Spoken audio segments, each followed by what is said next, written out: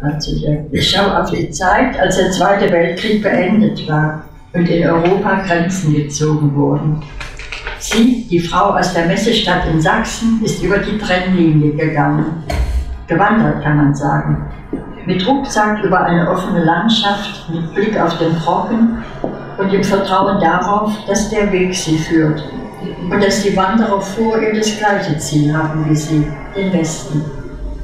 Noch ahnt niemand, dass in wenigen Monaten, im Juli 1948, eine Währungsreform durchgeführt werden wird. Was bedeutet, dass die Studentin, die aus der Ostzone kommt, in Hannover, wo sie studieren will, keine finanzielle Unterstützung mehr von ihren Eltern, die in Leipzig leben, erhalten kann. Neue Worte prägen diese Zeit, in der viele Menschen erst wieder ihren Lebensraum finden müssen.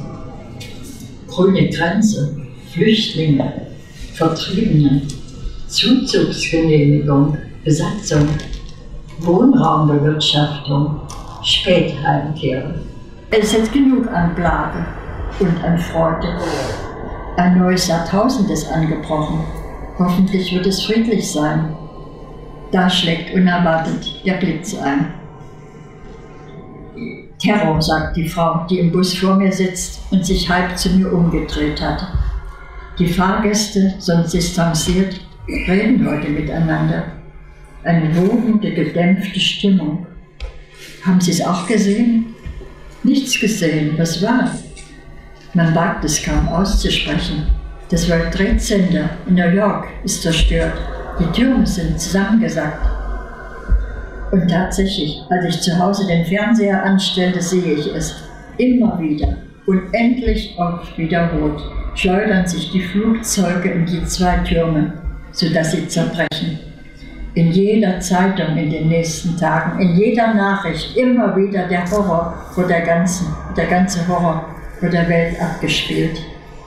Später erst zeigen sie die Menschen, die überlebt haben. Unglaublich, wen es betrifft. 2749 Menschen kostet dieser Anschlag das Leben. Irgendwie verhärtet sich etwas in mir. Der Tag besteht nur noch aus den Mühen des Alltags. Andere Worte regieren jetzt. Klimawechsel, Netzwerk, Sex, Fitness, Feminismus, Highlights, Popcorn, auch Gipfeltreffen, humanitäre Hilfe, Soldatenkontingent, iPhone, Töne, Tuner, Display, Armutsgrenze, Bankenkrise. Obwohl ich einen Computer bedienen kann, verstehe ich doch vieles nicht mehr. Das Wort Zeitzeuge, das passte allerdings in meinen Mühen um Erinnerung. Doch noch lebe ich im Heute. Und das nächste Kapitel heißt dann fast eine Liebesgeschichte.